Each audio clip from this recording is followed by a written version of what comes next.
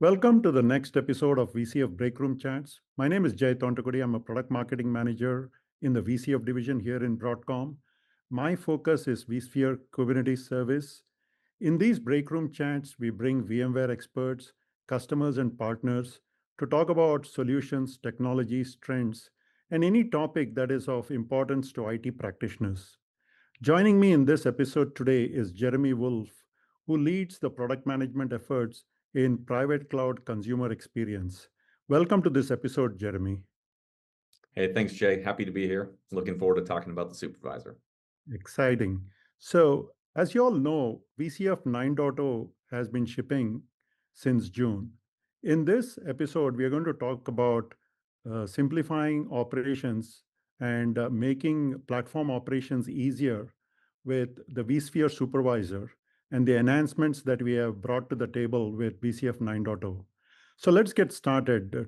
Jeremy, my first question has to do with unified cloud experience and want to know your thoughts on how the vSphere supervisor helps here. Yeah, of course. So the supervisor in this situation, it is the primary mechanism for kind of bringing this platform forward. It provides a declarative API service that happens to be Kubernetes that allows for different types of runtimes, different services, different constructs to be consumed through a single API. And like the key thing here is it is a single API. So I can deploy virtual machines. I can deploy vSphere pods for my just container runtimes. I can deploy entire conformant Kubernetes clusters using VKS all through a single API interaction. This also allows me to kind of extend into more of the infrastructure and service spaces. So I'm able to leverage volumes. I'm able to leverage services like networking and load balancing. And some of our kind of out of the box experiences that you can get with the supervisor services that would allow you to then leverage things like continuous delivery solutions like Arc CD. And the beautiful thing here is every time a new service is added, those services are immediately consumable, are immediately able to be added to the governance and policy mechanisms that VCF automation provides. And it's all based off of this concept that is a namespace that then is kind of our building block for the entire multi-tenancy story that exists within VCF. Wow, this is exciting. You mentioned about a few services. Uh, Typically, if you add a service, you have to add a new tool to manage that service, and this obviously adds burden to the cloud admins. How does the supervisor help with our VCF platform here? Oh, it's a great question. So, our services primarily follow an operator pattern, which, if you're ever interested, you can go do some research into the Kubernetes operator pattern. But the primary idea is that you expose a controller, a set of workloads that are kind of representing what a human operator would do. You then also specify what we call custom resource definitions, which are just API extensions. So think of it as I have an object that needs to be created. Here are the types of inputs I need in order to successfully create that. And the combination of those two things allows for a new service to be exposed. All of this being done through the Kubernetes API. Or the supervisor API in this example. So what's great is that because we have this declarative API surface, as these new services are exposed through the operator and custom resource definitions, this is done via the VCF automation, VCF services interface. So I get to do this across the entire fleet. Once I install that service, a consumer can now go into their vSphere namespace via VCF automation and be able to immediately be able to discover the new capability. They can see how to use that capability, and that instance that they're going to interact with will always be lifecycle managed and controlled by the operator that originally deployed it.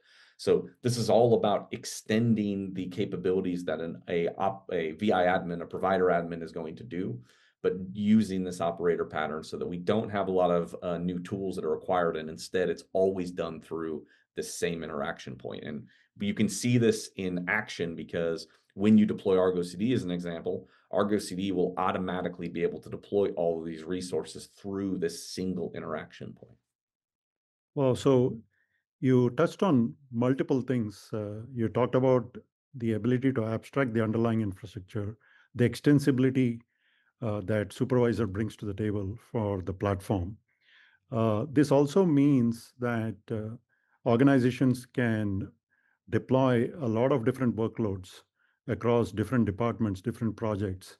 One question that I have is, how does the supervisor help protect workloads, um, against any intentional or unintentional consequence that might come up due to resource conflicts or other factors? What are your thoughts on that? Yeah, so this is kind of it's at the heart of our architecture. So I'm going to talk through kind of a couple of different levels here. So the first level is the supervisor itself is made up of kind of two primary components, the control plane and then the workload plane. These are abstracted, they are isolated from one another. And what we do is we have this pattern called the para-virtualized pattern, or another simple way of thinking about it is a watcher pattern. And that is where all those operators and controllers that I was talking about kind of sit as a bridge in between those two layers. And as workload interactions are occurring, so a consumer comes in and says, "Hey, I want a virtual machine," they are never actually interacting with the infrastructure behind the scenes. They never have the ability to access it directly.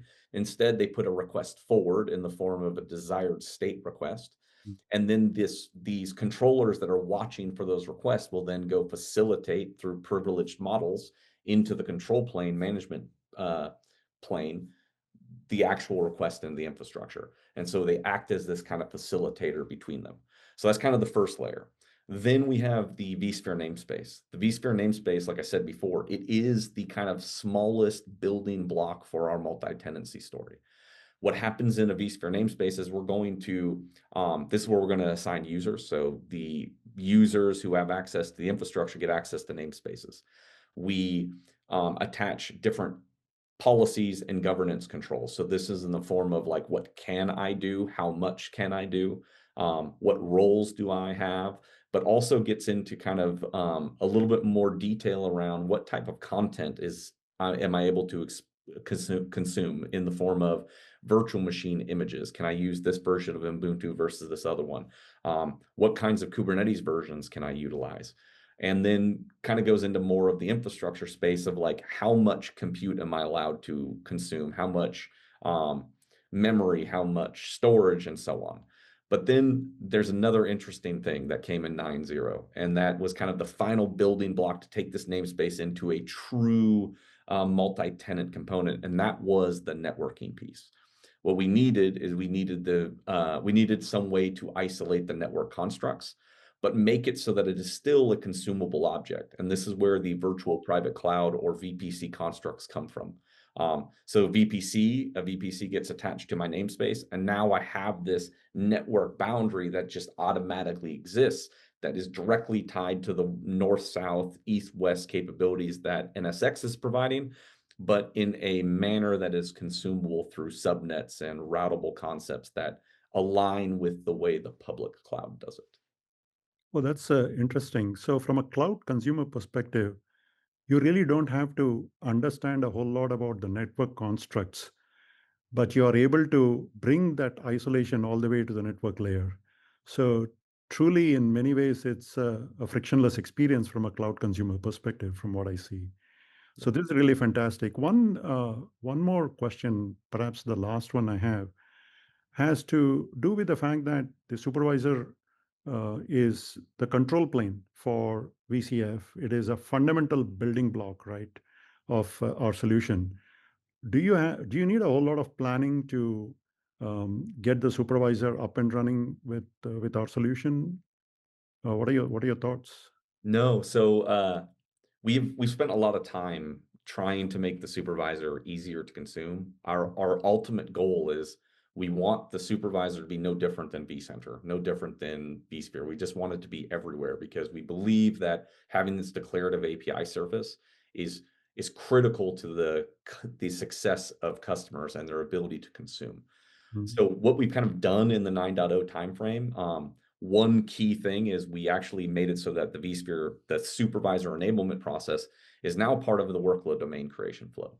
So when you go create new workload domains, you will get the option to enable the supervisor as part of that flow. And one thing I want to call out is if you want to take full, you want to be able to leverage the full capabilities of VCF, you should do it this way because it's going to be what enables full VCF automation experience is what the entire private cloud experience is going to be based off of is the enablement of the supervisor.